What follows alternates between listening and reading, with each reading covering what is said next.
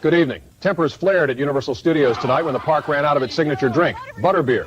What started as disappointment soon grew into a noisy confrontation with security and police. Merry Christmas. Ho, ho, ho. It's Christmas. Yeah. Sleigh bells ring. It's Christmas. Gift in my hand. It's Christmas. Rap quick, more Christmas. Right up the block. It's Christmas. Yeah. Yo, move. Back up. Oh my God. It's hitting the monorail. Get ready to blast beyond your imagination at the all-new Epic Universe theme park. It's the adventure of every world in one place. Thrill through twisting coasters, journey through cosmic frontiers, and end your night under dazzling... Buckle up, time travelers. Blast through the past, rocket to the future, and hang on tight as you chase the clock in the ultimate adventure. It's fast, it's furious, and it's only at Universal Studios Orlando. Back to the... Hello, neighbor. Welcome to the Capture the Magic channel. I'm so glad you found your way here. I've heard that the host, Jared, is a very handsome and charming guy. And you know something? I think you'll enjoy listening to him a whole lot.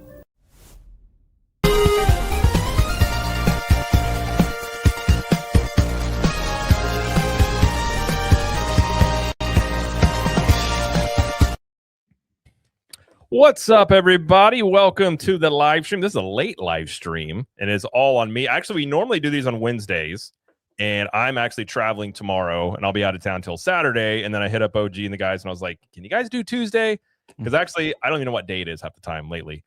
So we did a little late one here, although it's not too bad for the Cali guys. I think it's like 8:30. Yeah, it's evening time out there, but there is some stuff to talk about. We had some announcements from Universal today that I don't think surprised anybody. I'm also realizing I need to update the intro because all the Christmas raps by Tupac are out of date at this point, but I will deal with that another time. But real quick, say to the chat, we got Kiki and Luca, we got Kevin Kevon the Go, I think. I may have got that wrong. We got John MK Train. We've got Mark McHugh. We got Michael, Mitch, Rail Fan. These names that they now have the whole handle just gets me. What's up, Brian? We got Brian in here. So thanks for hanging out, guys. We're going to have a good time here. I'm, of course, joined by a great panel this evening. As always, on Theme Parkin', we're joined by Mr. Orange Go 55. OG, thank you for being here. Where can everybody find you over here on the interwebs or wherever else you want to point people to? Yes, sir, Jared. Always an honor being on Theme Park. We got Tones Poppy with us today. Really excited. We got Theme Park Philosophy, Jose. Yeah, I mean, you can find me right here on YouTube talking theme parks, studio, all that nerdy goodness right here on YouTube and on Instagram, Orange Grove 55. And also, I'm back on X, baby. I've been back on X for about a week now. Yeah. So I'm dabbling again, but you can find me over there, Orange Grove 55. Yes, sir. So do you hate your life when you're on there now? Because it's just nothing but just complaining and like I feel like I find pockets of things that are kind of fun, but most of the time just people complaining is all I see on X, like almost constantly. Well, it was funny going back to X. It was kind of like that one meme. I think it's like, was it Donald Glover walks in and he has like he's holding the pizzas and like the whole place is on fire. Yeah, that's really what it feels like. You know, going back to Twitter, like, whoa, what the heck? What's all this? Pretty much. That's kind of what goes there. Also joining here as usual, we have Mr. Theme Park Philosophy. Jose, thank you for being here. And by the way, I want to shout out Jose's latest video. Go check it out on Theme Park Philosophy. It's a very good video, and I like the aspect of blurring in philosophy into all of this stuff. But where can everybody find you? And tell them to go check out your channel. Thanks very much for the plug. I really appreciate it, Jared. Thanks for having me on. And you guys can find me on my YouTube channel called Theme Park Philosophy. I'm also on Instagram, Theme Park Philosophy as well. But if you want to really catch the content, it's going to be on the YouTube aspect of it. Tomorrow, it's going to be a new episode. I'll just go ahead and do my plug right here. Tomorrow, I'm going to try to philosophically capture why going to theme parks and being emotionally manipulated is not against free will. And we're going to take a look at how David Hume, a 17th century philosopher, its argument for free will is actually compatible with your experience at the theme park. So if you're interested in something like that, go check it out. It'll be on tomorrow. Haven't figured out what time, but just go ahead and make sure that you're notified. So that way when a new video drops, you know it's there and go check it out. Check it out. Yeah. And real quick, Jared, you said you're gonna update the intro, right? So we Right. have Theme Park Philosophy TPP. Now, was it Naughty by Nature who sang that song "You Down with OPP"? Pretty sure it was Naughty by Nature, right? Yeah, I'm pretty sure it was. Yeah. You can have them singing "You Down with TPP." Yeah, you know. That's a good point. Yeah. Listen, I'll have time in the car tomorrow traveling, so I may end up doing some extra. I'll get the intro fixed next week. We'll have an updated intro. That's a good idea, though. I do like that. I like how Jose, like, you bring in all these like deep philosophical, and my videos are just like bad or good. Like, oh, I just go to the lowest denominator here. That's how you know what? I leave the smart stuff to other people, I suppose. But I don't. Is this the first time you're on here, Tones, or is this the second time? I can't remember. I believe it's the second time, if I'm not mistaken. Yeah, you came on another time. Yeah, but we got Tones TV back. By the way, check out Tones' channel. I was on a video with him talking about the Stranger Things finale. It does really good stuff, talking about Stranger Things. I think you're going to hit up the new Game of Thrones show. Saw some of that pop up on TikTok. So go check him out. He's joined over here. Thank you for being here. And where does everybody find you, and where can they go sub? Yeah, we do a lot of movie and TV show content lately. We just did the Stranger Things. We wrapped that up with everyone. And then now we're going to, a lot of Game of Thrones content coming out this year. So we're going to be covering that on Tones_TV, mostly on TikTok and YouTube. So if you want to go to those channels, go check them out there. Awesome stuff. Yeah, Tones knows his stuff. And I'm not really big in, I haven't really never gotten to Game of Thrones. I've watched a lot of people review Game of Thrones, so I kind of know what goes on. But I'm actually tempted to watch it because I've heard a lot of people say that Duncan Egg is like their favorite Game of Thrones character. So I'm kind of tempted to maybe hop in on it and see what it's like. It's definitely different from what we're used to in the universe. We're used, the political side and dragons, and this is this is following someone who isn't a main house like a Targaryen or a Stark. This is someone who doesn't have a name. So it's a very different story. But so far, I'm loving it. Cool. Yeah, I've heard it's different, but yeah, I'm definitely interested in it. So I think I'll go check that out. But we're also going to talk later on. We're going to talk about Warner Brothers because that's a drama that keeps on going. So we'll talk about that toward the end here. But we do have some news from Universal that we're going to hit up here. We're going to get right into it. And now we go share my screen here. So I don't think, at least on most of our channels, been watching this stuff. It was basically the worst kept secret at Universal that the replacement coaster for Rip Ride Rocket was going to be Fast and Furious, even though many people, at least in my comments, I've not been happy about this. But I do think, as I was saying, I did a video yesterday before this announcement of like, this is going to be Fast and Furious, and this is why it's a good thing, because not only is this coaster Fast and the Furious, although the name of it, which we'll get into, is Hollywood Drift, which is kind of confusing, which that's an interesting topic to delve into. But because of this coaster coming in, Supercharged is closing permanently in 2027, which I think is going to be, yes, that's a cause for celebration on its own, that Vin Diesel will not be hanging off a helicopter and having, like, I remember my brother went last summer and I was like, we got to go ride Supercharged. And he's like, is it good? I'm like, no, it's not good. And he was like, why do you have to ride it? I was like, you just got to ride it. Yeah. And like the whole time, like you do the pre-show and they're like making fun of their own ride. He's looking back at me like, what is this? And we get off the ride and he's like, how did this come to be? And I'm like, I couldn't tell you. I would love to see a documentary on the process of it, but it's so bad. It's almost like not good. It's memeable, but go ahead. Oh, it is. It's funny. I a few months ago, Mr. Webb, a good friend, Mr. Webb, went on that Supercharged for the first time, and he was sitting next to me, and he was cracking up because Vin Diesel is so much bigger than he really should be compared to the helicopter. 100%. It's like so out of proportion. It's hilarious. I'm also convinced that it's in his contract. If you understand the Fast and Furious contracts, they now have it in their contracts where like most of them can't lose fights now. So they keep bringing in new people so they can lose fights. Because you got like The Rock and Vin Diesel, all these ones. I'm convinced in that part where he stands up in the scene, like on top of the truck, that he was filming. He was like, no, Vin's always taller. Like, I guarantee you, he was like, nobody towers over Vin. And you're like, okay, Vin, on the truck. Like, yeah, I know, 100%. It's bad. But obviously, the thing now, Amusement Insider, I will say, had a sneak peek of what this coaster track was going to be a couple of months ago. And I think they're dead on about this. So it is going to be Hollywood, Fast and Furious Hollywood Drift. It's also going to have a drifting aspect to this one, just like the one out in Hollywood, but it's going to be a different coaster track because the layout is going to be different. We do know it's Intamin. They didn't have any other details other than there's going to be a 170-foot vertical spike that's going to be over the City Walk area, which I do believe makes it the tallest coaster at Universal Orlando. What do you guys think about this announcement? Were you surprised, or what do you think about the Hollywood Drift naming here going into the New York section? I did a live show on Theme Park Wizards channel last night with Wizard and Vash Sky, and we were talking about this, right? And it was like, because it was heavily implied with the Universal social media, right? With the that teaser speedometer. basically told you it was Fast and Furious without even telling you. Exactly. So okay, here's the thing. There's good and there's not so good with this announcement, in my opinion.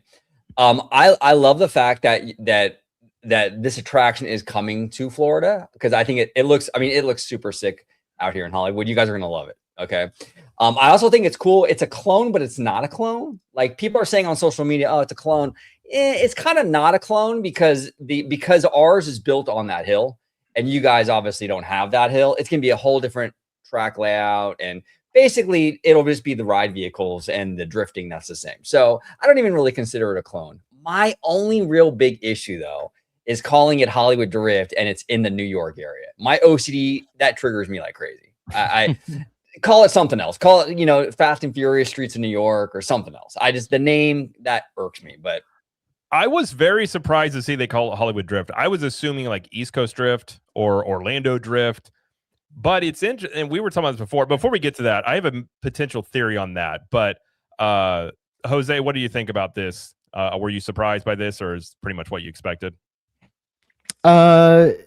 This pretty much falls in line with what I expected. I was really hoping for Ghostbusters. However, I think the likelihood of Ghostbusters happening in a roller coaster format is pretty unlikely. Additionally, it's not the best ride system for a movie franchise that is focused on busting ghosts. I think that's going to be more appropriate for that new indoor intimate attraction, for example, that has like 16 layers and is more complicated than Rise of the Resistance. I'd rather see Ghostbusters in that style of a format of ride versus a roller coaster. Although I think, a spin Ecto 1 would probably be cool, but it'd be very limited. And again, it's Ghostbusters special effects, right?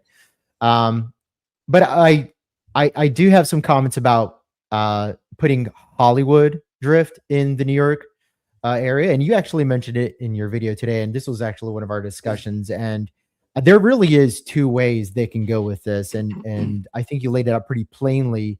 But in my closing first thoughts, I think there's two routes they can go. Mm-hmm. One of them is they keep New York and they just put a Hollywood Drift ride in it, the same way they did with Hollywood Rip Ride Rocket. And that's the simplest solution. The other one is a much bigger endeavor, which I think might be the case. I there's no evidence otherwise, but they might be alluding to something bigger and more grandiose. Yeah, I would classify it currently under conspiracy theory-ish, because there's no evidence of it. Mm-hmm. It's just like you read into it a little bit and you're like, well, we'll see. But go ahead. Oh, real quick. The other thing too, this whole thing too about like it in New York, but it's a Hollywood coaster, is totally like only the nerds are going to care about that. By the way, like the normies aren't going to get this in the weeds with it. So, and I totally am aware of that, but the theme park nerds are going to debate it. We've seen it on social media, but the normies, they don't care. I do agree. It's like sight lines. The people that are in the theme park scared. Normies really don't care that much about sight lines. It's just kind of a nerd thing. But Tones, what do you think about this? I don't know if you're up on the East Coast stuff or not, but do you think it looks cool, or do you think are you disappointed by it? I mean, I'm currently not. I see the frustration though with the whole Hollywood name of it. I mean, I've been on OG's channel enough to know where a lot of the people who keep track of certain rides aren't supposed to be in certain lands, and I know that is a huge thing when it comes to people who go to the parks quite often. So the name doesn't really make sense. What other rides are in that land or in the area that makes it a New York style ride, or like a New York area? It's in so that section of the park is New York. Then you have Jimmy Fallon race through New York, I think is what it's called technically, right next to it, where this entrance is going to be, which is weird because like I argued, I'm like, okay, you replace one Hollywood ride with another one, but the Rip Ride Rocket entrance is way further down toward the entrance than this one's going to be.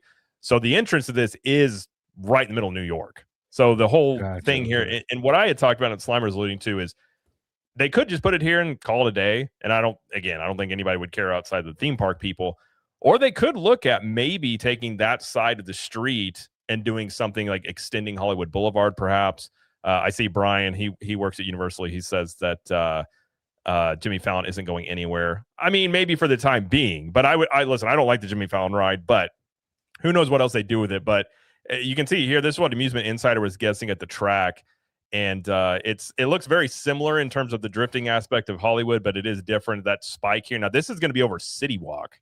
So you'll be looking out over like Hard Rock Cafe and everything right there. And so, you know, if you're on City Walk, you're going to have quite a little nice view of this little spike they've got there, which is kind of unique. If this is the actual ride, I'm not liking the part where it's in between. No, not even that. Where it's in between two buildings right here. I don't know. Yeah, it just looks weird. Yeah, that's where Rip Ride Rocket went through. It's a very narrow footprint that this has. So that's when you were looking at. So we know it's an Intamin coaster, and there's coaster tracks that we're looking at that could have fit it. So once you look at that, there's only so many that would fit this footprint. So I do think they had a pretty good guess here in terms of what it's going to be. Well, and real quick, I just want to say, Kiki and Luke is making fun of me for my real quick. The other thing too is it's weird timing for this announcement because like Hollywood is getting theirs like in just a couple months, and I feel like here's the thing. I don't mind them getting it in Florida, but I do feel like they should have waited a little bit because now you're kind of kneecapping the Hollywood park because anyone east of the Mississippi now, they're going to hear, oh, it's coming to Florida. We'll just wait for Florida. Where Hollywood could have had those tourism dollars if it was like at least exclusive for like a little bit. And I know Universal does want to have this park in Hollywood a little bit more of a tourist thing. They're building that new hotel and all that. I just feel by announcing it right before the Hollywood one opening is you cut into the tourist potential because now everyone over there is just going to wait. Yeah, I'm wondering if you're not wrong with that. I wonder if we've talked about before with Hollywood, they're going to do a lot. They're going to add a hotel. That they're going to revamp Hollywood to get more stuff out there. I'm wondering if maybe they just figure Hollywood's not there yet for a demand relief, like people on the East Coast going all the way over there. And maybe why they did it, or the fact that we've talked about before that Universal's looking to make as much money as they can from the theme parks, given where Comcast is.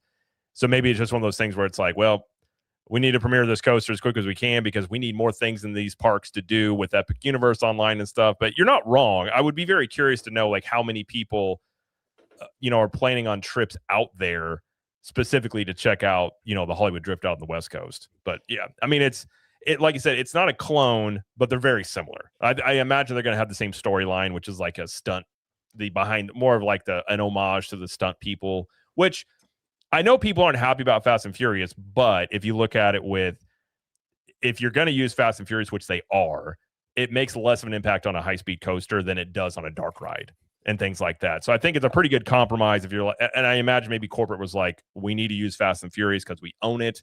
You don't have to pay third-party licensing deals. And you're like, where are we going to do this? Just put it on a roller coaster, call it Hollywood Drift, and have a new coaster. Because it will be a good coaster. Oh, I have no doubt. I mean, it's going to be, you're going to have the two. You've got Islands of Adventure, you got Stardust Racers at Epic, and then you're going to have this one in Studios Florida. So every park is going to have its own really big time high speed coaster. Well, and I'm actually really glad there was some rumors of it being possibly Back to the Future. I think Back to the Future should be more of like an everybody family kind of experience, not completely tame. You need thrills when it comes to Back to the Future to some degree, but thrilling like an Indiana Jones adventure or thrilling like a Transformers. This is crazy thrilling, this ride, So I wouldn't want this ride system with Back to the Future. I think that franchise should be a little more family friendly. So I agree. I think Fast and Furious is a great IP for what they're doing. It's theirs. It's very much a Universal thing, So yeah. On that front, I'm happy with it for sure. Yeah, I agree. Well, and the other part that makes this really interesting is the fact with Supercharged going away in 2027, which then opens up. So you've got you have Lost Continent that is rumored to be Pokemon. You're going to have the Simpsons area, is my guess, as that's going to change because that contract is probably going to run up, and I don't think that's going to get renewed. And then you got Supercharged here. So you got some stuff that they're probably going to do things with. Any guesses or any predictions or wish list of what you would want Supercharged to be, which is in the San Francisco section of studios? Well, before we go to Supercharged, I just want to point out maybe some let's call it like theming title difficulties when it comes to naming this ride, because and I understand the grievance of calling this ride Hollywood. This is the same grievance that people had with calling Rip Ride Rocket Hollywood, right, in the New York area. The problem with putting a roller coaster where they put it is that it weaves through sound stages. Sound stages look very much like the ones you would see at a Hollywood production studio.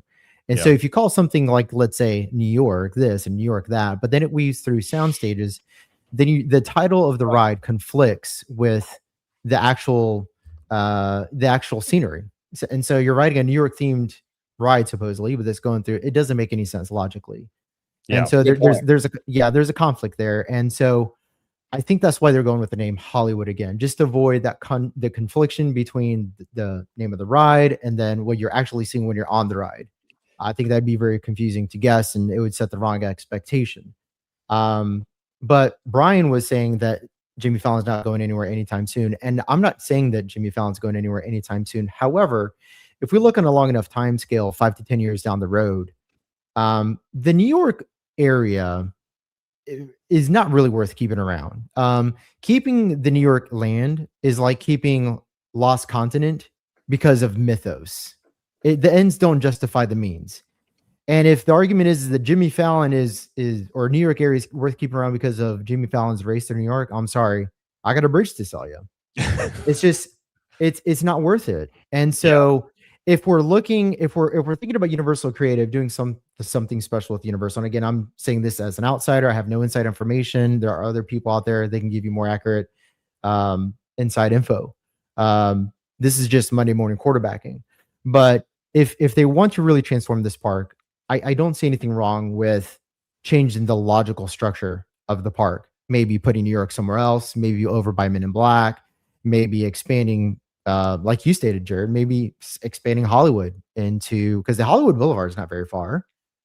They can easily make this an extension of that and make the entire right side or west side of the park kind of like a Universal production studio experience, because you already have several stunts. I mean, this is going to be a ride that's themed based off of the stunt drivers who do the driving for the Fast and the Furious. And then on Hollywood Boulevard, you have Jason Bourne's Stuntacular.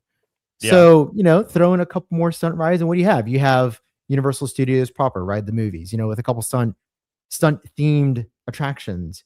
And I think if it means changing the logical structure of the theme park into either one where it's like split in half, where it's like stunt Hollywood stuff, and then maybe more of the fantastical stuff on the east side of the park, I think it'd be worth getting rid of New York. Jose, can I ask you a question real quick?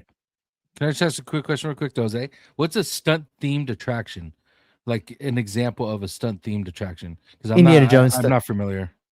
Waterworld, Indiana Jones Stuntacular, anything where there's stunt actors involved, or if the ride or if the ride is maybe doing some like edutainment as to what stunt actors do on a set. Well, and I do like how this is an homage, kind of a throwback to what the park originally was, like writing the movies type of thing. I think that's a good move. And it is interesting. There have been rumors and I suppose theories out there that you have an issue in studios you don't have in other parks, which is all those sound stages. And I think that's one reason why Universal did a lot of those, motion simulator rides, because you're limited on space. And there has been people that have theorized potential maps where you could change. I mean, you would take out a lot of the New York section to make room to make actual lands, kind of like Diagon Alley, that you could do in the studio side, but it would require you to change up a lot of that front of the park. Now, I don't know if they're going to plan on doing that, but I think that is a challenge they have, because I think audiences are kind of, I'm not going to say they're done with it. Depends on how you would do it. But I think just a simple motion simulator attraction would not get a lot of hype nowadays. And I think if they went really aggressive, you could see them really change up that New York area to make room. Like if you look at where the Blues Brothers are and things like that, that area over there is not really utilized completely. I mean, you have Finnegan's there, but Finnegan's, interestingly enough, is down almost, I think it's down all of 2026 for refurb, which also puts a little wrinkle into what we were talking about of like, well, I wonder if they're going to do something different because they're planning on doing something in New York or down the line. And it may not be immediate. This may be 5-10 years down the road, but I do agree about Jimmy Fallon, though. I mean, that ride has not, in my opinion, I think it's actually worse than Supercharged. And I don't think it's aged well. And I think in look where late night television is. in 5 or 10 years, it's going to be even worse. Like, it's not going to be a draw, and they want rides in this park that are going to have demand. So I do think at some point, like you were saying, a long enough timeline, I do think Jimmy Fallon ends up on the chopping block at some point. Well, let me ask you guys this, because I've actually never been to the Florida Universal. Do you think this would work where you kind of have not a New York theme, but more of like a metropolitan metro set kind of theme, where it's an amalgamation of like a few cities? Would that work in this area? I mean, that would be kind of interesting. I think the problem with having, I think the problem with the original idea is that now with what Universal Creatives is doing with attractions and them expanding their intellectual property outside of Universal Studios to Nintendo and How to Train Your Dragon, the problem with limiting yourself to specific cities in the United States is that you're creating creative walls that the creatives have to now work within, and you're limiting the capabilities of what they can actually do. So by either becoming fantastical, like you said, like changing New York to metropolis theme, but not really giving it a name, maybe just giving it a feel and a vibe that's represented on a map and something that is easily discernible from other lands. When guests are in the parks, they say, "Oh, well, let's go to the metropolis areas," something like that. Right. I think that's the right way to think about it. If I were Universal Creative, I would feel, I don't know about you guys, I'd really love to hear, but I'd feel limited by just having to work within the confines of cities that have been there since the park opened, but aren't really treated with the same level of, I maybe reference isn't the right word, but like the commitment to the original theming just isn't there. So why commit to this thing that nobody's committing to? Well, and the interesting thing too is we're kind of dealing with that a lot out here in California with California Adventure, where you theme it to a whole state, but now you have to really expand what that means. That's true. And so you're right. I mean, when you limit to a city or a state, it really like boxes that creativity in, and that's why we're getting Pandora. They're like, "Yeah, screw it." Well, and that's the point. At some point, and even like Pandora or with this coaster, it's like at some point maybe the creatives go, "Well, screw it. Like we're just going to put it in here." And like that's the thing too. I could see where there may be, and I don't think this would be like within a couple of years, but there can be a long-term plan of like we're going to change this whole area eventually. But in the short term, you need more rides and attractions to get more attention, and then you tackle that part later potentially. Or they just simply, like you were saying, well, you had Hollywood Rip Ride Rocket. Now you got Hollywood Drift. It's the same footprint. The entrance can be a different spot. Do normies really care? If it's a great coaster, people are going to ride it. And I think it could be as simple as that, or it could be the more complicated one where you're talking about redoing a bunch of stuff. But I think regardless, I think this will go over well. I think for the normie crowd, if it's a good coaster, the IP is not going to matter. If it's thrilling, it's another thrill ride to put in a park that needs some new things in here, if we're being quite honest. So I think it's a welcome addition to the park. Anything I just want to add about this, because I'm very curious what you guys think about Supercharge in a minute when we talk about that. Yeah, I just want to say, I mean, I know it's going to be a different layout in a different situation out there in Florida, but I will say this. I'm not really a coaster guy at all. I'm a meet me at the gift shop when you're done kind of guy.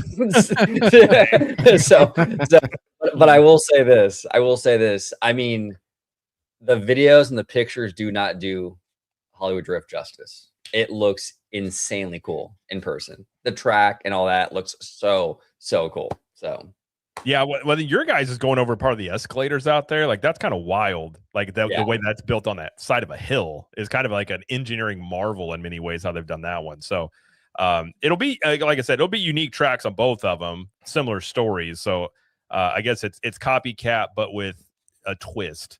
And sometimes we know Disney and Universal do these things. Sometimes they have copycats, sometimes they have unique stuff. But talking about Supercharged, I think most people are very happy to hear this ride's going away, where Vin Diesel's no longer going to be a giant on a helicopter that's terrorizing people and like, why did I ride this? What do you have any guesses or wish list what you would like to go in here? It's a tough one. It's a San Francisco area. San Francisco area. For now, yeah. Here's the thing. Dodging homeless people, like San Francisco normally is. Dodging homeless people. That was too good. I did not expect you to say ride, that, bro. Yeah. If you guys haven't been to San Francisco recently, that's exactly what exactly what San Francisco looks like recently. Crazy. Yeah, I have a buddy that he goes out to San Francisco and he was like, it's bad. And I was like, I've never been to San Francisco. I've been out to San Diego and places like that, but yeah, I've never been to San Fran itself. But just another reason to get rid of the city monikers, in my opinion. I agree, and like you bring up a really good point, because if you're talking about if it's going to say San Francisco, it's like, well, what can you really do here that's going to make sense in the San Francisco area unless you just get rid of the city theming and revamp that, which that's a very good question, because there's not much left of it. If you think about it, Jaws is gone. You've got the pier there. You still have the Jaws shark you take a picture with, but outside, I mean, the restaurant's there, but there's not much else here that I would say is untouchable. I mean, you have restaurants and stuff like that. And that's it. Can I ask just a quick question? When a city themed attraction or a city themed part of the park is it mostly just food, or like what for like San Francisco, by the way, or for example, what a kind of attraction would they put for like a San Francisco ride or anything? Like, I don't like, nothing would represent San Francisco as far as a ride, right? I mean, like, originally what's you had Jaws in here, and then you had an earthquake, which that obviously makes a lot of sense for San Francisco. Fast and Furious is I mean, it was, at least. I mean, Fast and Furious started with them jacking semi trucks with DVD TVD combo. So now they're like going into space and they're like superheroes. So they put it in San Francisco, which are like, okay, they technically were in LA, but you can make that make sense. I don't really know what they could do here, because I'm trying to think anything. Like I'm very curious of what their appetite is for like more third-party licensing deals that they don't already have.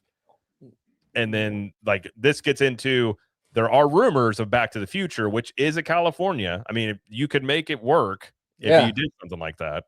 I would go Back to the Future. That's what I would do. And I would do that. But I mean, it depends on how committed they are with really trying to fit something with that San Francisco theme. Or are they just going to bulldoze it and just build something fresh? I think they're going to bulldoze it.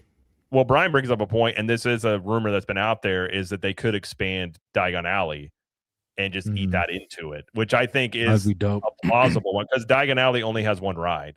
Yeah, and the I was gonna say the show's coming out. They're going to be making it more of a place we can actually look at, as far, because in the movie we barely even saw Diagon Alley, but in the show they're going to be filming there like multiple episodes, so they're going to make it a thing where people will want to see what it looks like too.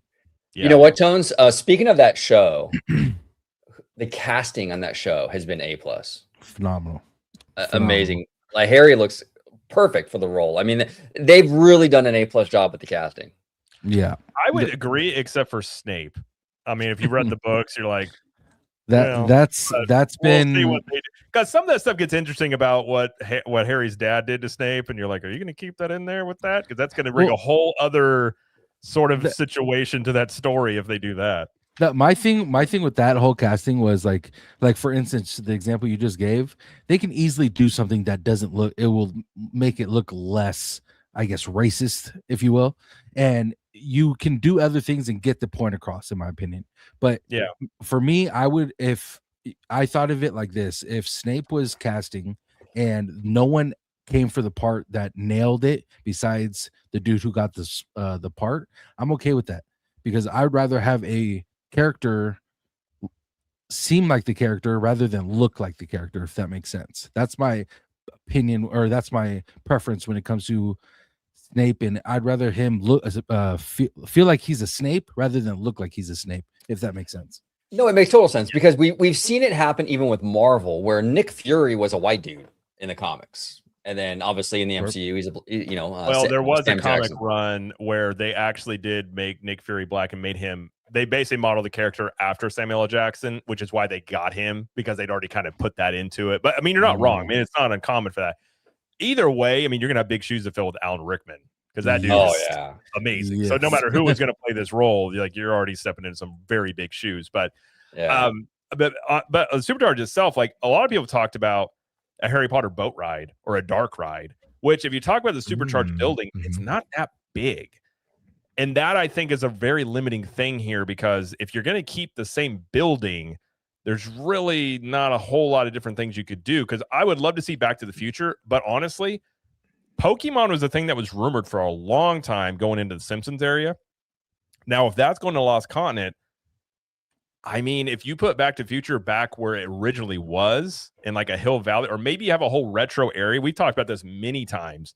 Ghostbusters, Jaws, like these retro properties, I think would do very, very well. Yeah. So for me personally, if you're going to do Back to the Future, I say put it in its original home after you get rid of the Simpsons area, and then expand Diagon Alley, whatever you're going to do there. I think that would be a pretty good setup with those two things there, and then you got the new coaster into this park. Well, and I could honestly vouch firsthand. I went to FanFest a few times back in April, and Back to the Future as a franchise is alive and well. People love that franchise. I mean, One Piece was the king. I will say that One Piece, more people had One Piece stuff on for sure, but Back to the Future was not far behind. It's a very popular IP still, so I say put it in there, man. Well, and One Piece is interesting too. We've had that discussion before about anime coming into the parks on the US, which they've already done it out in Japan. So, I mean, it's very curious what they might do with it. But I just think you have the issue in studios of just so much limited space. And what would they be able to do? And really, how creative could they get if they keep the whole locations? Like, it becomes very interesting. Yeah. Another thing, too, that I want to add is I think the Harry Potter franchise, it needs like an everybody ride. Because I know technically a lot of them, like, Forbidden Journey isn't technically like a thrill ride, I guess, but it kind of is. Like, your grandma ain't going on that ride. I mean, that thing really kind of whips you around on that Kuka arm.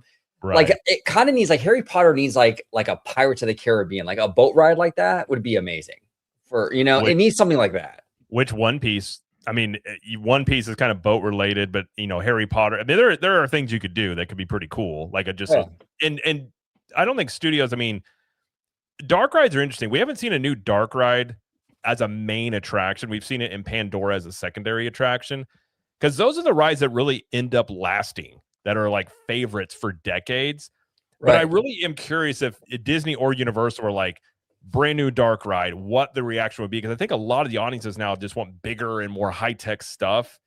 And although people may be sort of like initially disappointed, it's one of those things that ends up like E.T. Like E.T.'s gotten more popular the past 5 years, and they haven't done anything different with that ride. It's just nostalgia. Now, what about Game of Thrones?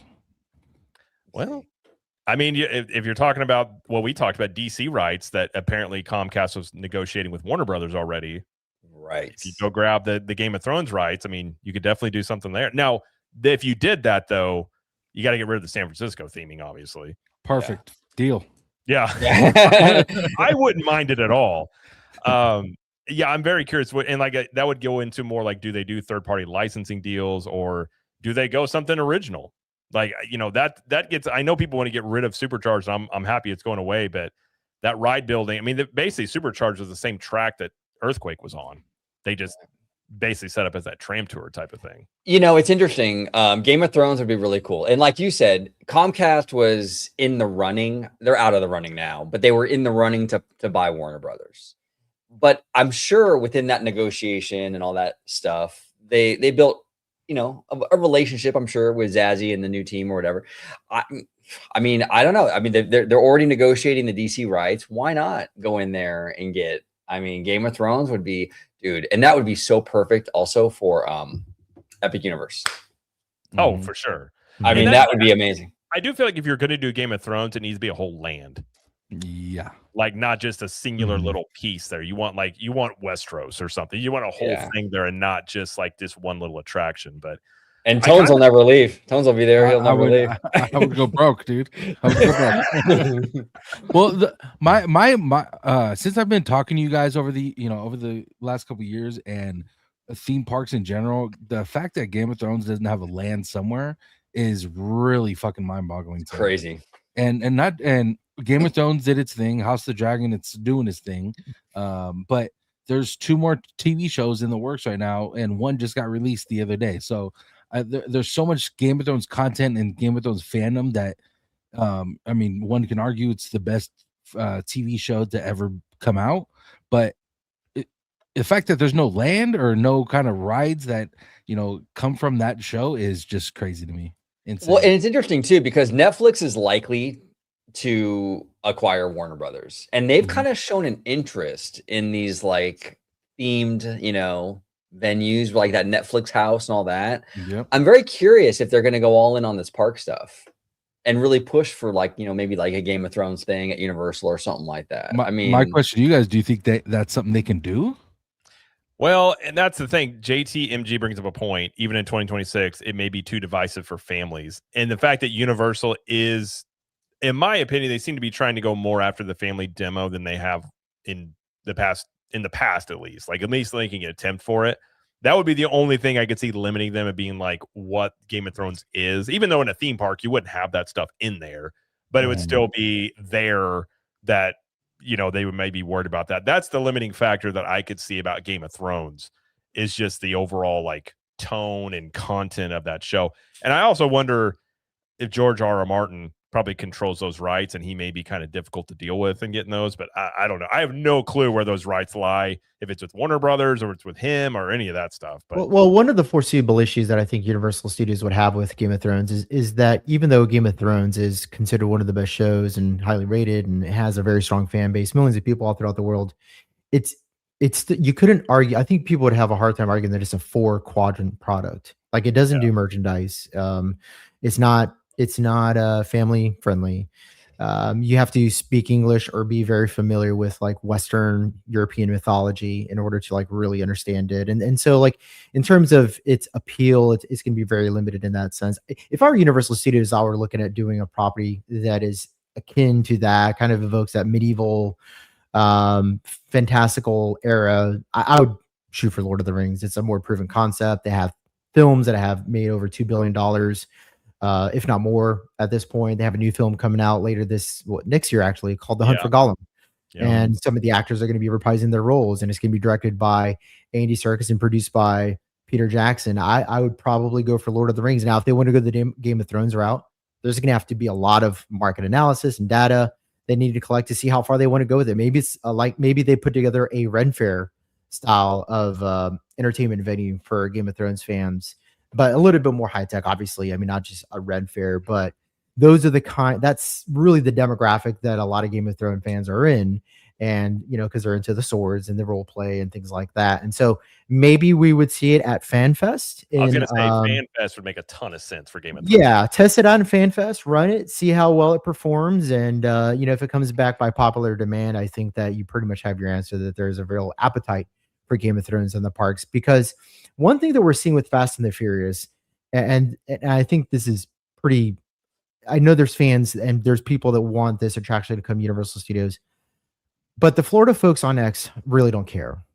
So there seems to be a lack of cross-pollination between the film lovers and the theme park lovers. You say you have some. I'm not saying there aren't any, but the excitement is just not the announcement is just not generating the excitement that you would want if you're Universal Studios, and they're going to want to try to avoid that in the future because they can afford these kinds of blenders. They're expensive. Yeah. No, you're not wrong. So, Jose, what you're saying is our chances of getting a tits and wine shirt at Epic Universe are pretty low. Damn it. Getting lower every day, it seems. Yeah. Well, I would love Lord of the Rings. Don't get me wrong. And like you do, I mean, the new movies coming out, like if those things hit, it's definitely becomes possible. Although if they're going to do it, I mean, there's that huge piece of land out in Epic Universe. I'd say build the whole, like do the Shire. Like I would want a whole thing. I think the thing that gets into this area with Supercharged is just so small, which is why I actually think just talking about this stuff, I think the most logical thing or Occam's razor is it just gets eaten up, becoming another part of Harry Potter.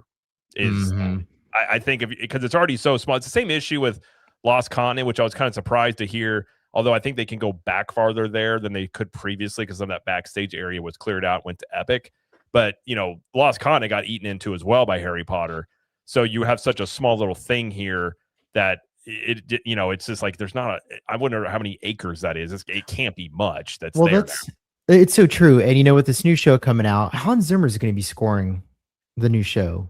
You're going to pass up an opportunity to have Hans Zimmer scores in your park? Get out of here. Oh, yeah. Dude, if they did Lord of the Rings, I texted you guys in the group chat on Sunday. It was like rainy and cold.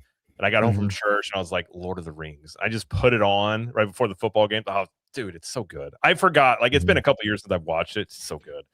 Although it'd be mostly dudes in there. I don't think there'd be a lot of chicks, which I think, hey, like, they can go do the other stuff. Just leave me alone over here in the Shire. Go to Mordor. I would Did you know it. they re-released it in theaters? They did, yeah, and it did very well too. Yep, very well. I mean, I don't even think it's a hyperbolic statement to say I think it's the best trilogy ever made. Yeah, you can't argue that. It stood the test of time. It's so almost perfect the way in which they did it from the books and everything. So now, do you think because Star Wars did more than one trilogy, do you think because Lord of the Rings didn't do more, that it's staying where it's at as one of the best trilogies ever? I think so, Tones. You're onto that because Back to the Future stayed one trilogy, and its reputation is pristine. Yeah. Once you start making new content, you always run the risk of messing it up. Well, and that's my theory as why Back to the Future has aged so well, because it's not tampered with. It's a time capsule. We can always, and I think that's the same with Lord of the Rings. It's like the danger, like you want more, but I would much rather as a fan be left wanting more than being like, I wish you would have left it alone. Because I think Star Wars is a great example of that, where you're just like, you can do all these things that end up messing up how people feel about the original. I guess that's the worry about any new Lord of the Rings. Now, I love the fact that Andy Serkis is involved. I love the fact that Peter Jackson's involved. Trust those guys 100% with that stuff. But yeah, I think with this area in particular, I think it just may end up just being more Diagon Alley. Which it seems like the audience loves Lord of the Rings. So I'm gonna deviate from theme parks just for a second. So there's rumors that Viggo Mortensen's not going to return for the role of Aragorn. And let me tell you, if they can't get Viggo Mortensen, Aragorn, the king, right? If they can't get him back, I'm going to be mad. I'm going to riot. I've heard he's not involved. Now we do know that I'm drawing his name. Viggo? No, Ian McKellen. Yes, Ian McKellen. He is back. Yes. Yeah, I mean, it'd be hard to do Aragorn without him. Even if you got to DH the guy, I don't care. Put a wig on him. Put a wig on him. You got to do it. You got to get him involved somehow. I don't know, but putting wigs on guys. What are we talking about again? Put wigs on dudes.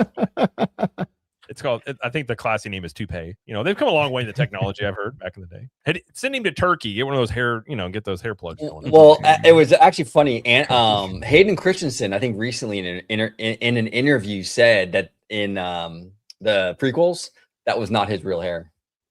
Oh, really? Oh, yeah, he did say that. Yeah, it was a wig. Yeah, that was a good wig, by the way. Oh yeah, fantastic. Couldn't even tell, but yeah, we'll see what happens here. I mean, it's exciting stuff nonetheless, and I think you're talking at a 5-year time span. There's going to be a lot of new stuff coming to Universal on top of Epic Universe. So, I mean, we've talked about it before. I mean, the theme park wars here are just going to continue because Disney's building what they're building. Universal. Now, what's going to be interesting is how quickly do these things get built, because Universal builds quick. I kind of think the new coaster could open. It says 2027. I think they would want to shoot for the spring. Now, I don't know if that's feasible, but that's what they would probably want to shoot for. And then we'll see what happens with Supercharged. But it's exciting stuff nonetheless. Oh, go ahead. No, I was gonna say real quick. Can we bring up Red 6 Down? Or Red 6 Down? A dune ride? Oh my lord, that would be beautiful. That would be sick. Dune would be cool. Riding a worm? Oh my god, that'd be sick. Well, this is why I wanted Comcast to get WB. I mean, it would just be endless material. Yeah. Which it could still happen. We'll talk about it later, but that whole thing, I mean, it could very well get denied and go back to, you know, I've always said the whole time, I think it makes way more sense to auction off these IP pieces versus somebody buying the whole studio. Because then, like, if Comcast really wants Lord of the Rings, like, they're going to treat that like their baby. Versus you just get the whole kit and caboodle and you're just like, well, it's like a toy box full of toys that, like, you don't, you know, if you got all the toys in the world, you don't value any of them compared to, like, we spent how many millions of dollars to get Batman and we're going to give Batman awesome treatment. Like, you know, I would personally, I don't know if that'll happen, but that would be my my preference there, personally speaking. But anything else you guys want to add before we move on, talk about the Disney CEO stuff? No, I think I got everything out. All right. Well, there's not much on this. I'm not going to bring up a story. Basically, Disney said they got their earnings call next week, and we knew that they were going to be naming a new CEO sometime in 2026. And apparently they are naming the new CEO at this next earnings call. Is there anything that has changed your mind in the past couple of months that is not going to be Josh DeMauro, or anything be different? Now, real quick, I just want to say thank you to Kiki and Luca for gifting a OGPT5 membership. Thank you so much. Appreciate you, Kiki and Luca. Yeah, so nothing's changed. I actually had a conversation on my channel with Mr. Drew, the Disney dude, and we talked about this, and we were both under the in agreement. It's going to be Josh.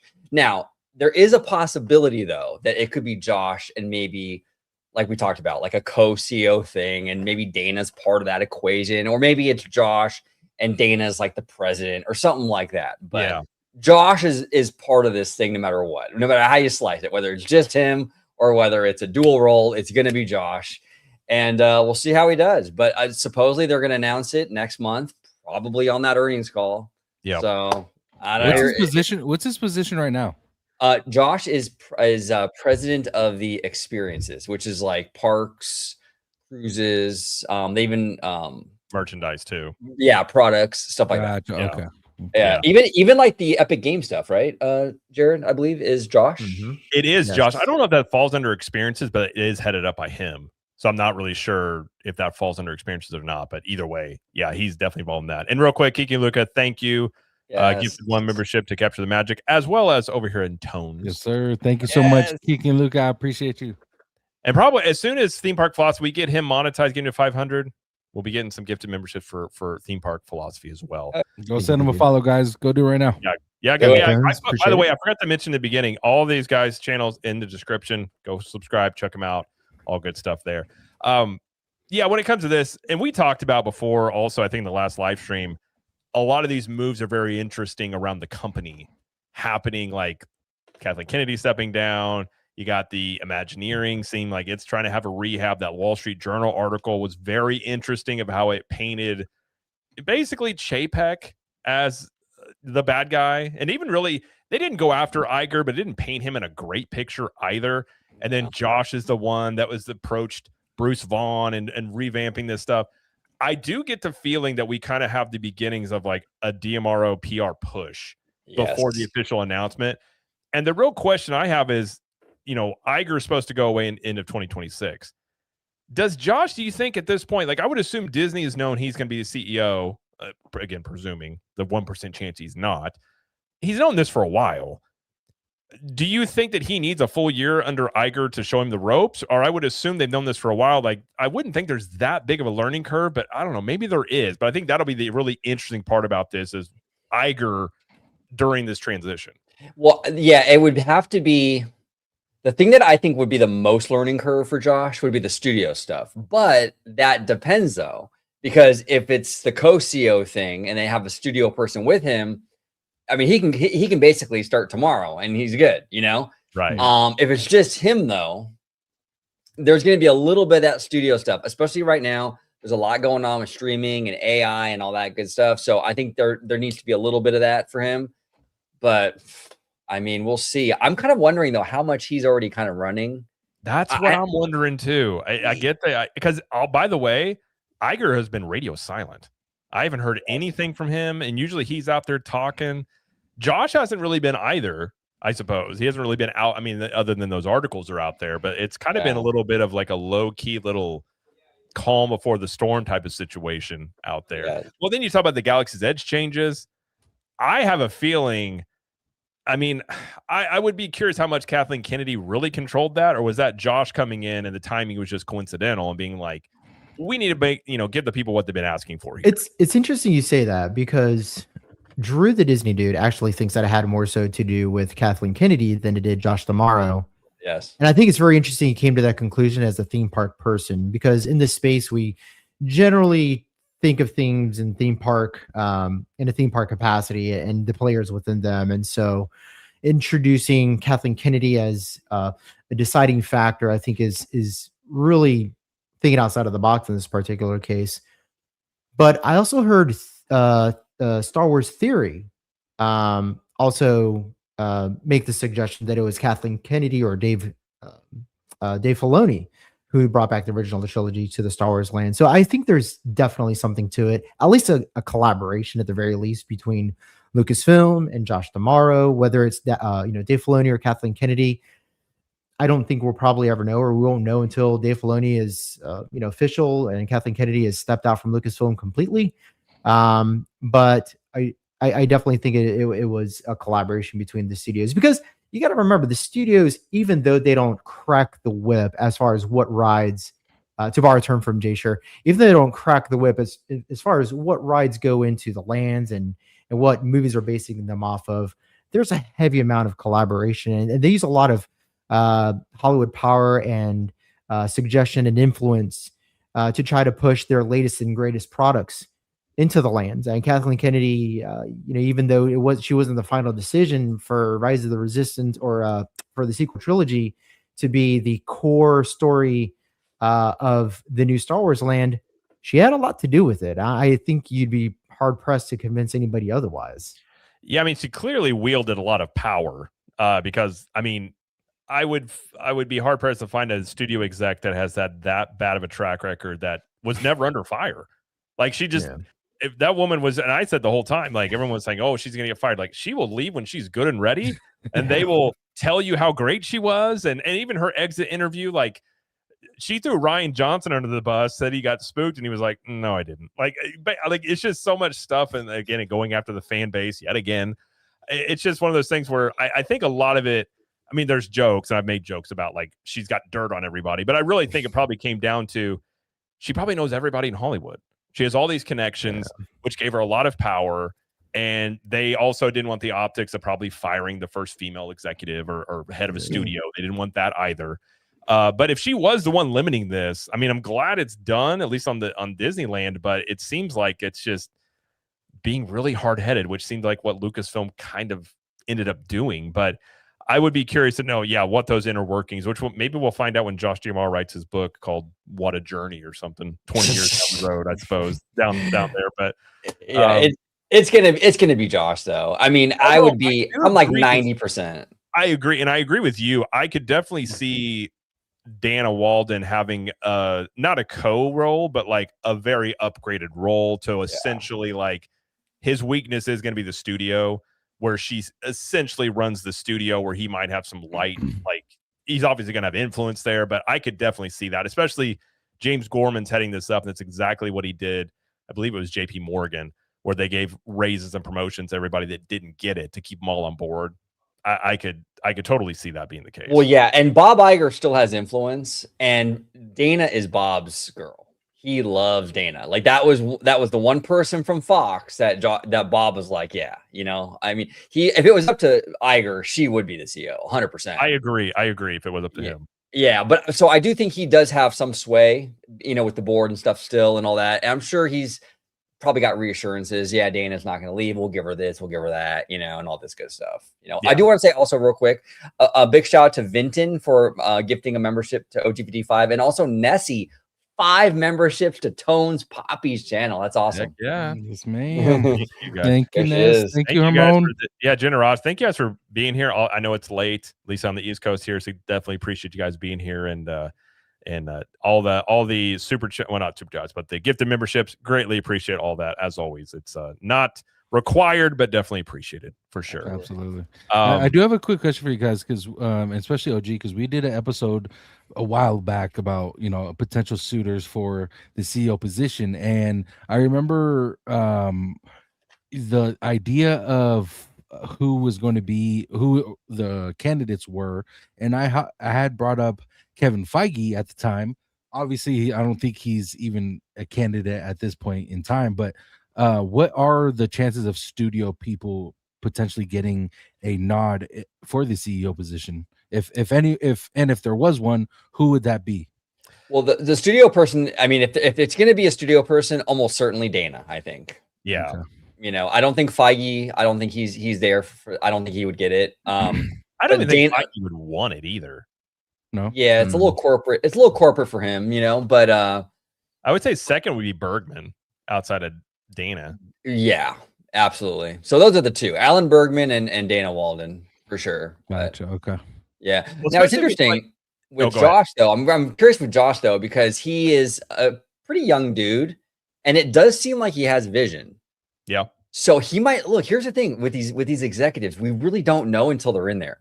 Like Michael Eisner was not a theme park guy; he came from Paramount, you know. But he was a weatherman, and Iger was a weatherman for ABC. So they come in there and they do their thing. But Eisner and Wells, they had no theme park background, and when they got in there, that first decade, crushed it with the theme park stuff. So, and that's where I'm of two minds. And I think you've said the same thing, and I know you have as well, Jose, where it's like, I have a lot of criticisms about the Disney parks, especially the past 5 years. A lot. Now, I've had the questions about, has this all been D'Amaro's doing, or like we kind of got behind the scenes of that Imagineering article where you have a lot of these C-suite overreach, and I could see a situation where they're definitely pushing for charging more in the price hikes and things of that nature. So even with all that going on and not thinking that Josh necessarily has been the best for the fan or the guest experience in the parks, he's made a lot of money, but I actually think he could potentially, like you're saying, won't know until he gets in there, but I actually think he could be a good CEO because he has vision. He has that suave about him. I don't know if that's a word, but he's got that whole like thing about him where he's good with people. I talked about that, like meeting people, talking to them. Like he's got that whole thing. Swag. Yes. That's what I mean. That je ne sais quoi. Swag or Riz, as a kid call it. Riz. I'm going to make it work. I'm going to keep using it over time. But like Josh the Rizzo. Yeah, he's got the Riz, as the kids say. Just hit me now. That was terrible. Don't. I'm going to cut that out. But like, I do feel like he has those things. Plus, that I've said many times, no clue about his politics. And if you're talking about Disney wanting to get out of a lot of this stuff they've got involved with, he's got a chance at a reset. And everything we heard there's been so many articles written about all this, and every single one of them have said, everybody in Disney says he conveys a vision very well. And he has a shot. I mean, we'll see. And I think the fear is that he would just be an extension of Iger. But I feel like ego gets involved, and you're like, I want to set my own path out here. And at some point, what changes he might make, I'm very curious. And I think that would answer the question of how much the park changes were him or how much of that was the C-suite overall. Sorry, OG, go ahead. Oh, no, real quick, I just want to say too, that oh shit, no, I forgot. Never mind. Go ahead, Jose. Sorry about that. You lost his suave. I lost my wrist. you get above 40 and forget what you're saying every 5 minutes. But one of Josh's strongest characteristics and one of his best leadership attributes is his level of involvement with Walt Disney Imagineering. Yeah. He's heavily involved with not just with WDI. Of course, he has to be because he's the chairman of experiences, but he's also heavily involved in the video games and the cruise lines as well. And I'm just wondering, guys, and let me know what your thoughts on this are. With his deep level of involvement in experiences, does Josh even have the luxury to be able to manage the studio side? Because I don't think that Josh is just automatically going to, elevate himself above his current level of involvement that he's been so successful at doing. And by successful, I mean like the actual physical numbers. Like if you look at experiences, actual revenue and their actual profit over the last 5 years, essentially since COVID ended, it's been on an upward trajectory. It's going to continue to go up, even with shorter attendance numbers. But he's been extremely successful. I think his level of involvement has something to do with that. He has a lot of the employees underneath him. He has a lot of confidence in them.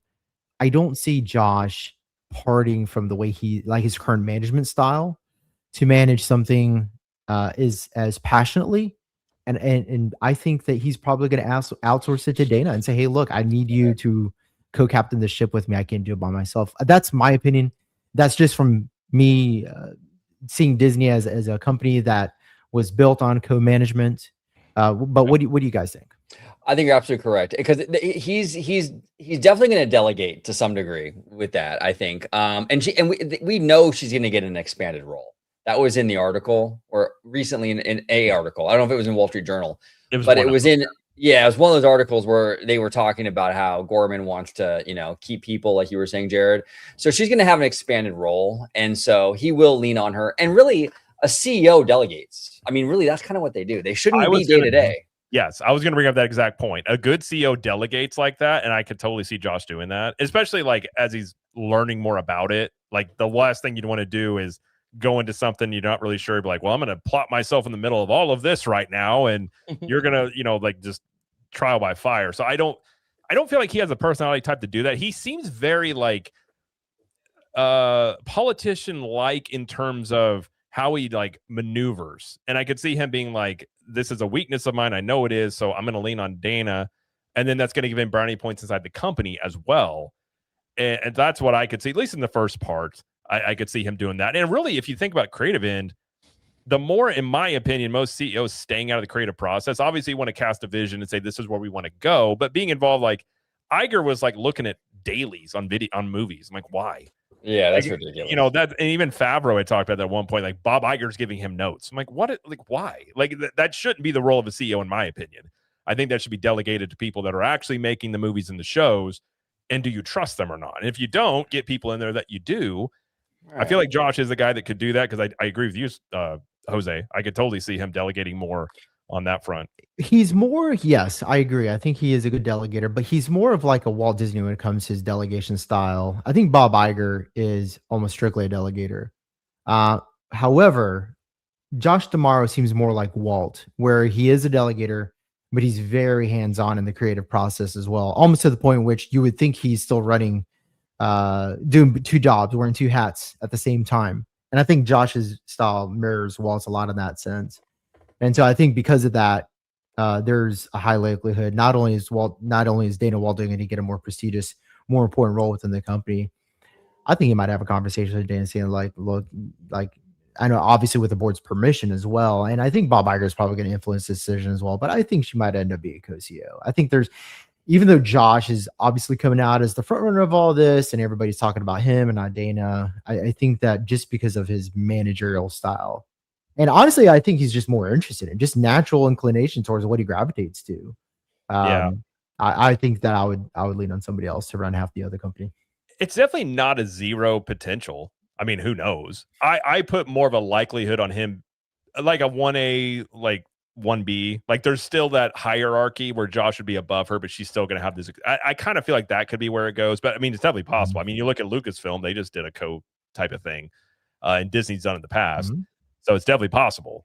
I suppose we will find out. But I would assume the way Disney operates, they would have kind of put more feelers out there. They kind of tend to do that, like leaks. But I think they actually come from Disney to kind of see, like, how do people react to stuff. I feel like we would have seen more of that, but who knows? It could be wrong.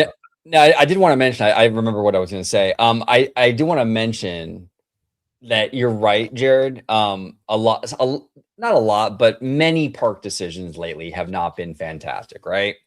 There's been issues for sure.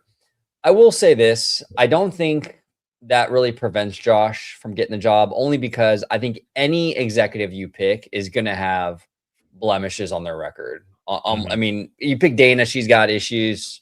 She's actually got a lot of issues. She's been putting out a lot of fires lately, Yeah. So anyone you pick is going to have. Bergman has issues, right? I mean, his whole division hasn't really, Mm-hmm. So, I think for the slate of people we got, Josh probably has the least amount of blemishes. So, and Kiki and Luca brings up a great point. Is Josh more feminine than Dana? What do you think? He might be prettier. I mean, if you look at it, I mean, he's, I imagine Josh smells. I don't remember what he smells like. He seems like a guy that would just smell like $1,000, like $1 million. You're just like, I don't know what cologne that is, but he smells great.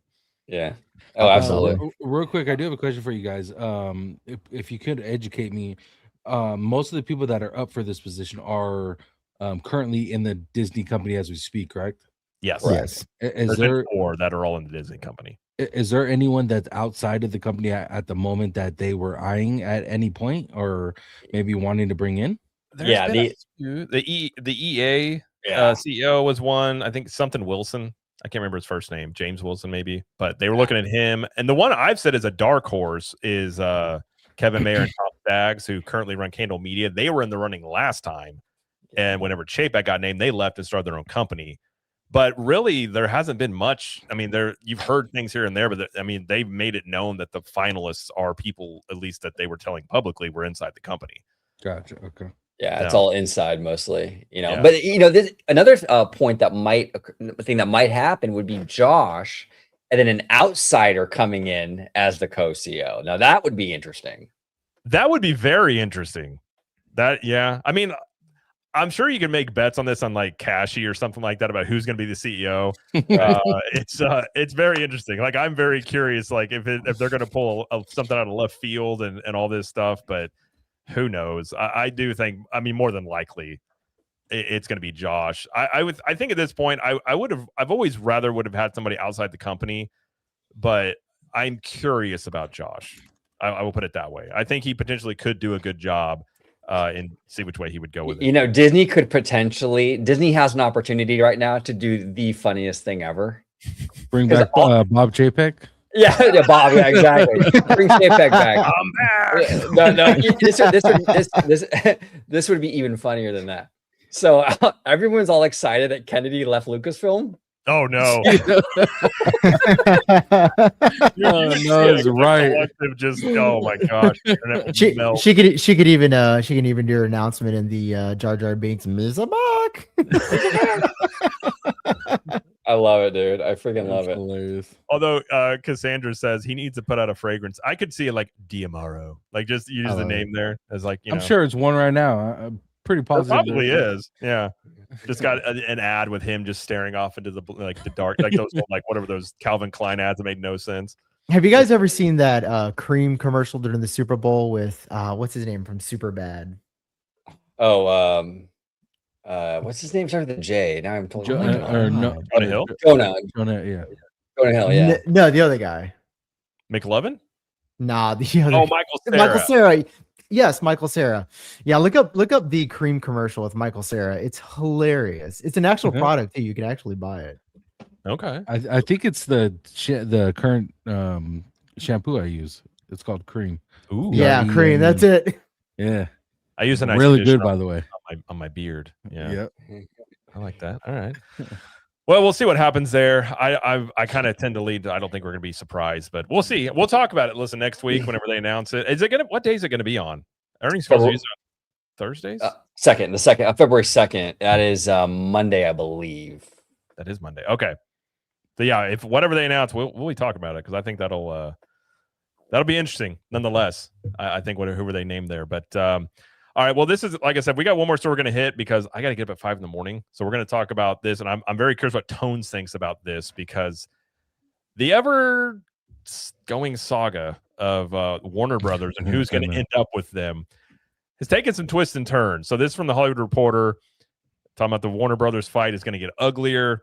I think the Paramount offers have been denied 10 times now. I don't know. They're like the guy that will never quit asking a girl out to the point that they're just going to like tire her out and be like, fine, just take it. I'm tired of this. But apparently, and Tones, you may know about this. I'm not going to read this whole article, but basically the rumor out there or what's been speculated is that Netflix is going to amend their offer to increase it more, which then a lot of people think that Paramount is then going to increase their bid more for Warner Brothers. Going back and forth. Then you also had a statement by President Trump himself that said essentially like it's going to be tough sledding to get this approved. And I think that's another question out there outside of if it's Warner Brothers or if it's Paramount or Netflix about going through government regulations. Where do you think this ends up, or do you have any idea of how this is going? It's going to be Netflix. Go ahead, Tones. No, I was just going to say when it comes to all of this, I just think the most hilarious part about everything is how many times Paramount's been shot down. They've been shot down so many times. It's unbelievable. But Netflix, we've discussed this plenty of times. Netflix, it is concerning because of the amount of information that they've released about what they're going to do with movies and theaters and how long it's going to be in the theaters and all that stuff. I do think that they have a point when it comes to movies being in the theaters too long. They do have that kind of point, but at the same time, the whole streaming service of Netflix, or take Netflix aside, for instance, if there's a Disney movie, they put it out for a certain amount of time, and then they put it. They even put it on streaming services before it's even released from theaters, which I think that's the whole the whole reasoning of why it's so going to the movie theater or the theatrical experience is dying, because we could just see it online. You just got to pay an extra $30-$40 to watch it at home, and it's easier for everyone to do. So, but Netflix is, I think, going to win it. I think Warner Brothers is just going to keep shooting. I mean, they've put out so many bids. They put out so many bids for this company, and they're just like, no, we don't want to sell it to you. And I'm wondering why. I feel like there's something they're not telling us, but Netflix has to. If Netflix doesn't get it, it's because it was denied by a higher entity, in my opinion. I hire like the president or someone else, because if it's not Paramount, it's going to be Netflix for sure. Yeah, I think unless Paramount just decides like they just put everything behind, make an offer so high even Netflix wouldn't match it. I mean, that's the only scenario I see, because I do think it's pretty clear that Warner Brothers wants to go with Netflix. Yes. I think all this is going to, I agree. I think it ends up being with Netflix at the end of the day. I think my guess would be throughout all this that Zaslav's kind of telling Sarandos, like, hey, this is what you kind of need to do here. This is what they're doing. That's the impression I get. I think all this would hinge, whether or not it's Paramount or it's Netflix, all this is going to hinge on Netflix is going to argue that YouTube is the biggest streamer, and therefore that doesn't make it a monopoly, because if you include Netflix or you include YouTube in this, I believe the streaming share that is Netflix is like 9% or something. It's very low compared to if you exclude YouTube, this would give them like 35% or something. Like, it gets very high. So I kind of actually think that this won't get approved, because I think that if you look at the Disney and Fox merger, there's usually concessions that have to be made on these things. And the one that with Disney and Fox was that Disney had to let go of the regional sports networks that were associated with Fox. There's nothing in this that I could see where they could concede to make the regulators happy, because all this is going to hinge on the streaming side if that argument falls flat. And I think that's the thing about this, where I can see all this going through, at the end of the day, you're back at square one after like a year and a half. I think that's a pretty realistic scenario.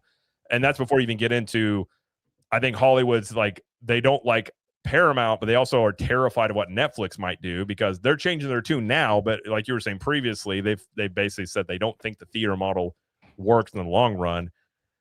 I kind of think that's what ends up happening here. I think Netflix wins the bidding part of this, but I just don't see this getting to regulators. But I don't know. What do you guys think?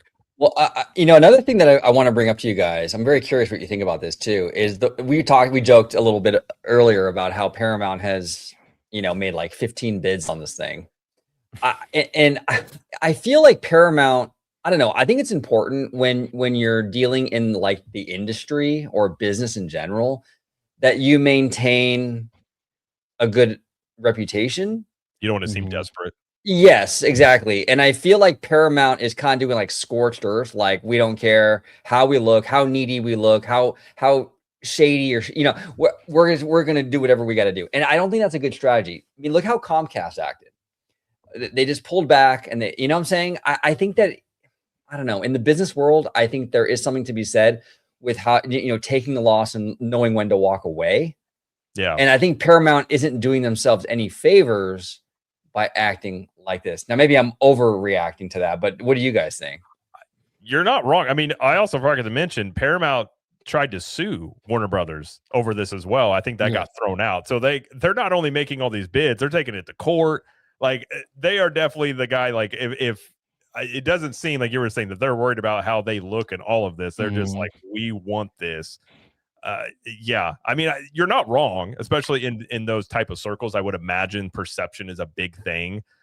I get the impression the Ellisons are kind of outside operators, though, so they're not really in that sort of like Hollywood bubble. Maybe. Do you think that Paramount is maybe using Drake's PR team? That's kidding.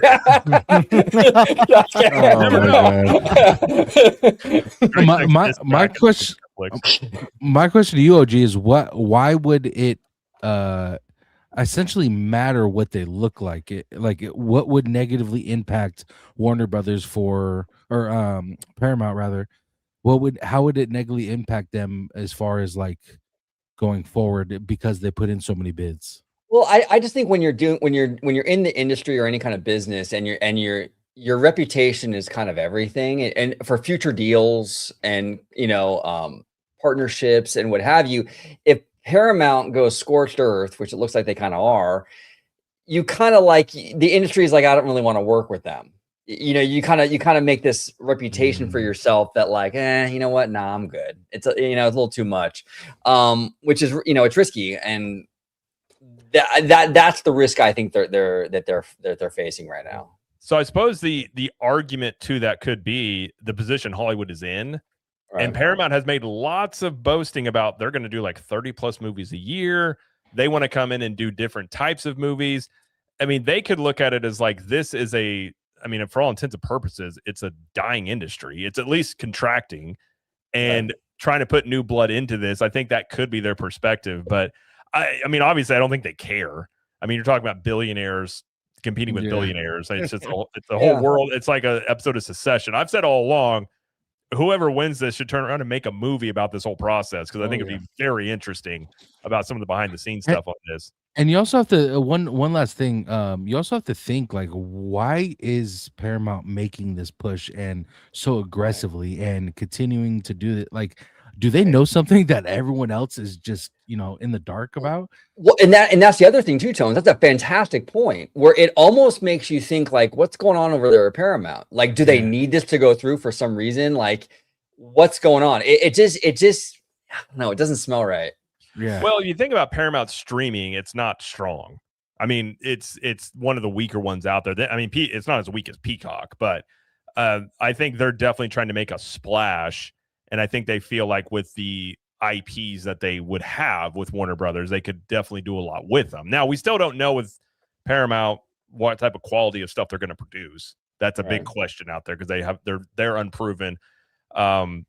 Yeah, I mean, it's a good question. I mean, maybe they just are worried about what Netflix would do in terms of not only streaming, but like if you are worried about the movie industry, which I would agree with. Kiki and Lucas said, whoever takes over WB, we lose. I actually agree with that, because I think more competition is better. I don't want to see Warner Brothers go away.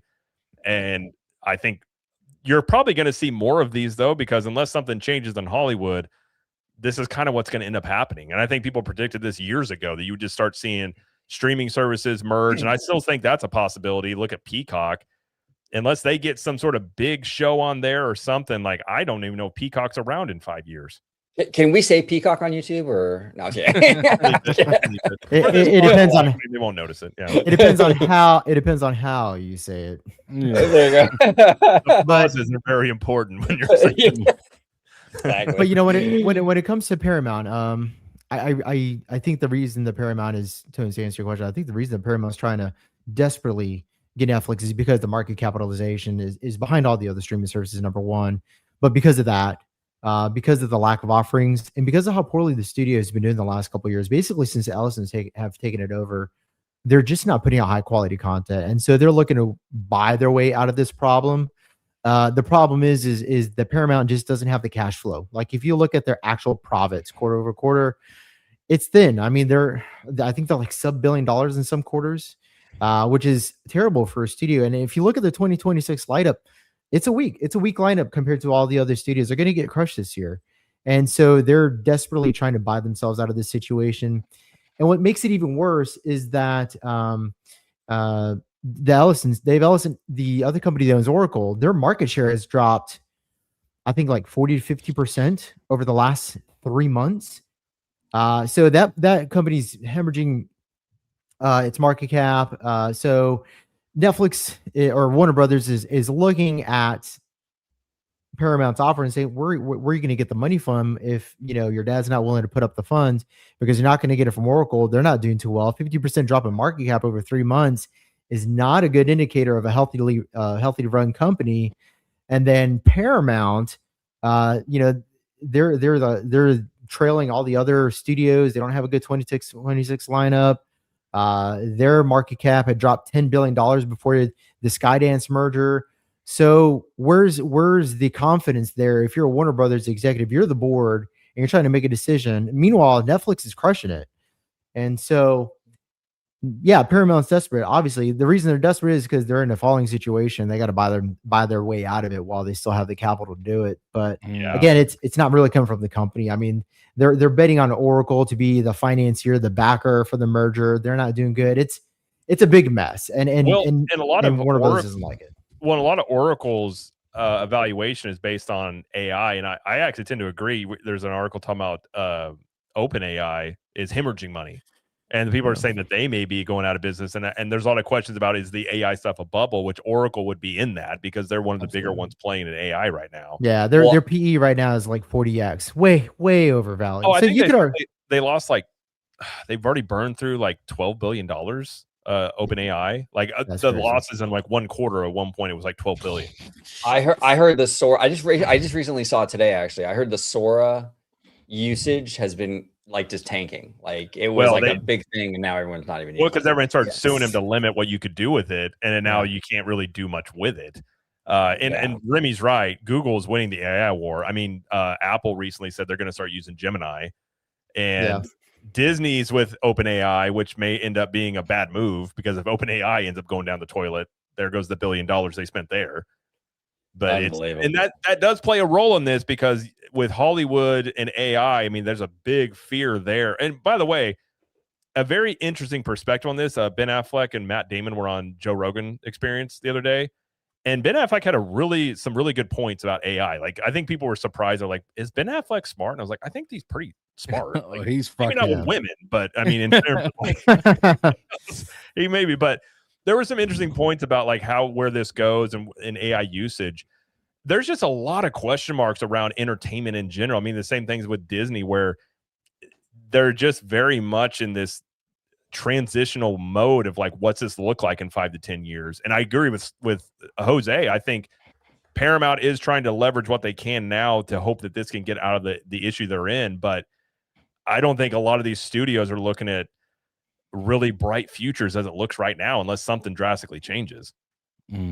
It's tough out there for sure. Absolutely. I was mad at Paramount when I was talking to Wizard last night on his channel, and supposedly Ninja Turtles were supposed to be at FanFest this year. Oh, and that deal fell through, and I'm like, gosh, dang it, dude! I've been mad at Paramount because I hate the modern Ninja Turtles. Like, I was the biggest Ninja Turtles fan as a kid, and then the ones they've ever done since then, I can't stand them. And they just canceled like 2 projects of Ninja Turtles or something like that, if I'm not mistaken. No, they did. Yep, they absolutely did. Like, I'm telling you right now, I know where I got my preference in women was. That was from April O'Neil when I was a child. I'm telling you right now, it fits perfectly. But like, love it. It's interesting. Hold on. Brian here says, Jared just got off the phone with my brother who works for Disney. He told me to tell you that Bob Chapek is coming back as CEO for a second. I knew it. Breaking news. I'm going to be putting out a video right after this, and if it's not right, I'm going to take it down, act like it never happened. Thank you, Brian 8928. Thank you. That would be the you heard it here first. I would laugh so hard if that ended up being true. That'd be great. But that would be wild. In terms of this, I mean, I do think, like I said, to wrap this up, I think Netflix ends up in this stage with it. Yeah. But I don't think this gets approved. I think they basically put out. I mean, not only President Trump, but like even some of the regulators have even said, like, one of them had a quote of saying Warner Brothers has a better shot at collecting that $4.5 billion breakup fee than they do getting this deal approved. Oh, that's crazy. So I think all this could end up being for naught. And at the end of the day, we're just right back here. And then at that point, it's like, what happens then? Does Warner Brothers just exist? Like, they would have $4 billion on their hands at that point. I think ultimately what it's also going to do is it's going to hurt their asking price as well. I think Warner Brothers is going to be viewed as highly overvalued. Yeah. Didn't well, you can argue it now. I mean, look at what we're into the hundreds of billions of dollars. I mean, and everyone said that Disney overpaid for Fox at 74. Yeah. Mm-hmm. I mean, you're talking I never thought this would have reached the levels it's reached with the bidding for Warner Brothers. Well, do you think there's a possibility that, like, if this falls through with Netflix and Paramount and all that stuff, that like a tech company like Apple or somebody like that will come in and get it? Definitely possible. I mean, Apple, their market share in streaming is low, but they have tons of cash. Yeah, they have like $2 or $3 trillion in free cash flow. And by the way, John here says that, market capitalization doesn't mean a whole lot. That's true. However, I mean, Oracle's net, fiscal year net income of 2025 was like $12 to $17, whether it's GAAP or non-GAAP, but that's not who's buying the company. It's Paramount, and their net income sucks. And even Netflix is probably sitting at about $12 billion. I mean, they can obviously more so afford it. I mean, they're a direct buyer and not just a backing financier. So that's good. But it's like, come on, $100 billion. And now they're doing a cash offer. I think they took stock options off the table. They did. I think that's what I think they're going to redo is make an all cash offer and take the stocks off. Which if I'm Warner Bros. If hold on, I'm not taking that deal. I want the stock options. I would assume. Yeah. One thing real quick. I'm really kind of confused on where the Saudis just left, and like, because we had this whole conversation, I believe the very first time Jared and I did a video together. The Saudis were supposed to be one of the biggest, people to come buy this company, and they're just I haven't heard anything from them. I think they're still with Paramount on some of the backing, I think. Oh, but I do know David Ellison did change, so they've amended this offer a few times. The more recent one that I'm aware of, it may be a different one now, because again, this story has changed 1,000 times, but David Ellison did personally back, like he was the financier, like backing the whole thing and not the trust.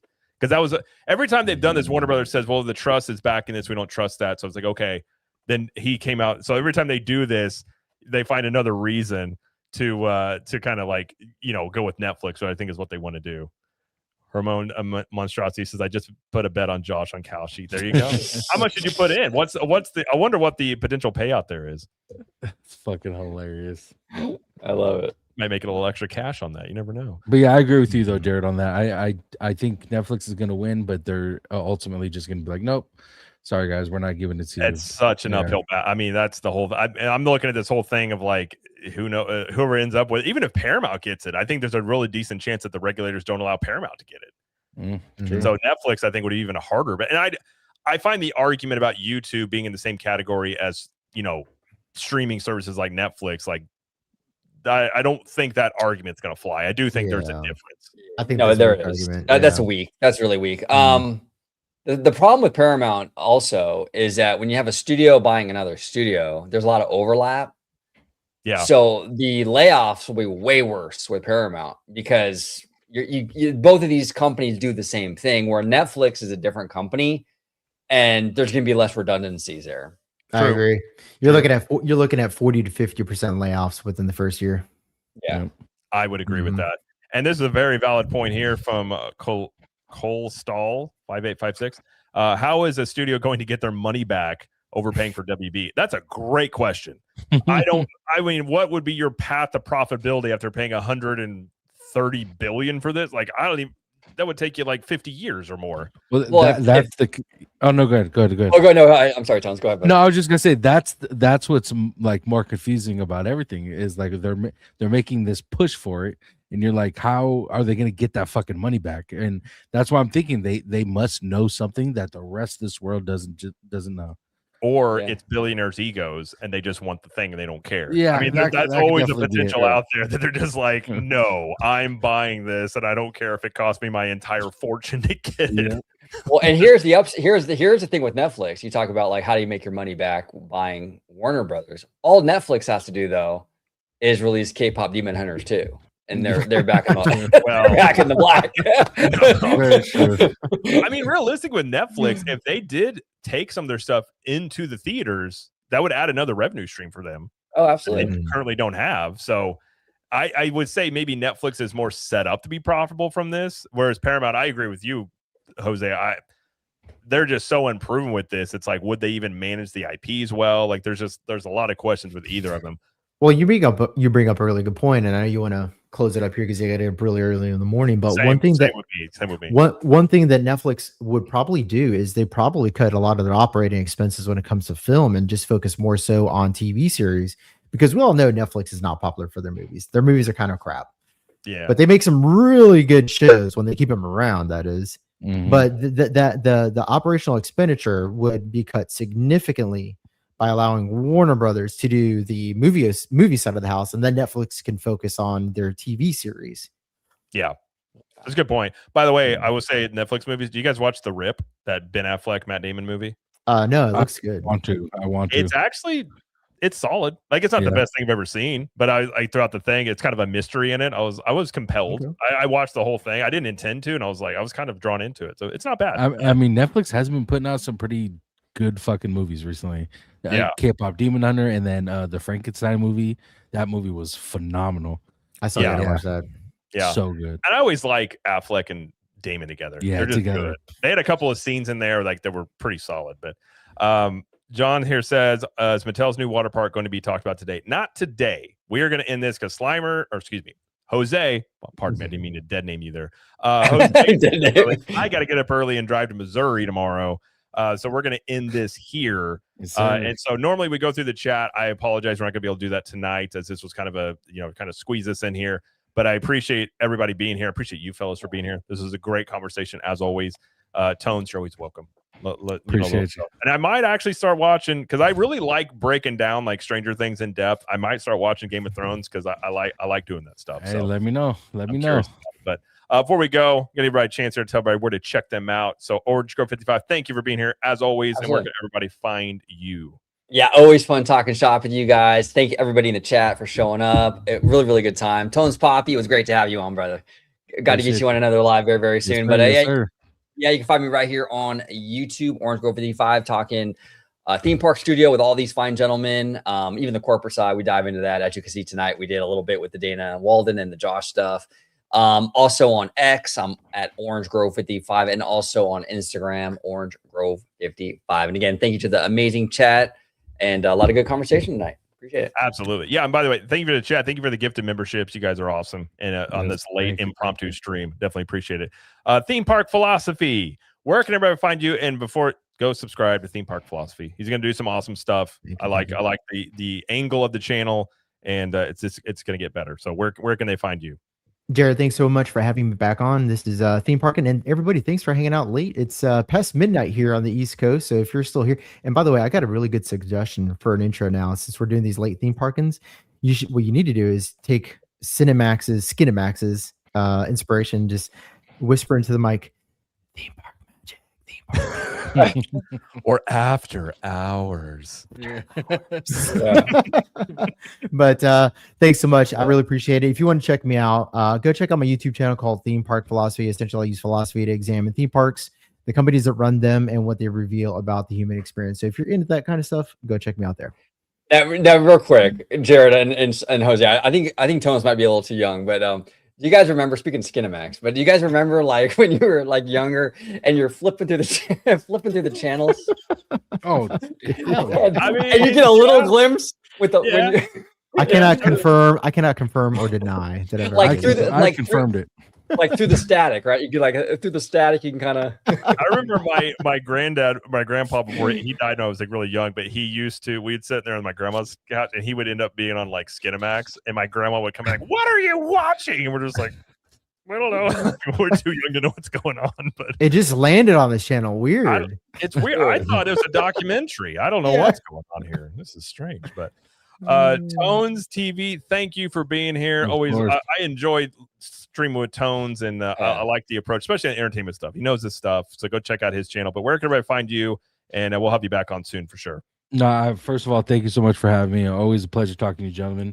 Yeah, guys, if you guys want to find me, I do a lot of movie and TV show. Like I said, we just got done doing Stranger Things, wrapped up. So we broke down the season, we broke down the finale, gave you our opinions. Jared was on there, Jay Shear and Tommy. And right now we're doing a lot of Game of Thrones content this year, amongst other shows. We're doing The Night in the Seven Kingdoms, which just aired episode 1. So we're going to be doing episode breakdowns of that. And then once House of the Dragon season 3 drops, we're going to be doing that as well. So we're doing a lot of TV shows throughout the year. So go to Tones_TV on all platforms. You guys can find me there. There you go. Also really good on TikTok. I see your stuff on TikTok pop up all the time. I'm not on TikTok a lot, but every time I get on there, it's like your video is always first. I'm like, oh, that's a good sign. The algorithm likes it, I think. But thank you guys for being here. Thank you everybody in the chat. Again, thank you for the gifted memberships and for hanging out with us. And I'm going to do a journey to Missouri and back in 2 or 3 days. So Yeah. I will. I'm trying to beat that big old storm that's coming. I was going to come back on Sunday, and I was like, you know what? I'm going to get there Wednesday night. I'm going to be back on. I'm probably going to drive through the night on Friday and get back sometime Saturday, and then just crash at my house. So that's my plan there. But we'll still have some videos coming out, and thank you guys for being here. And we'll get some news when the new CEO gets named. We'll talk about it on here and be back again. So thank you guys for being here. Have a great evening, and we will talk to everybody later. See you guys.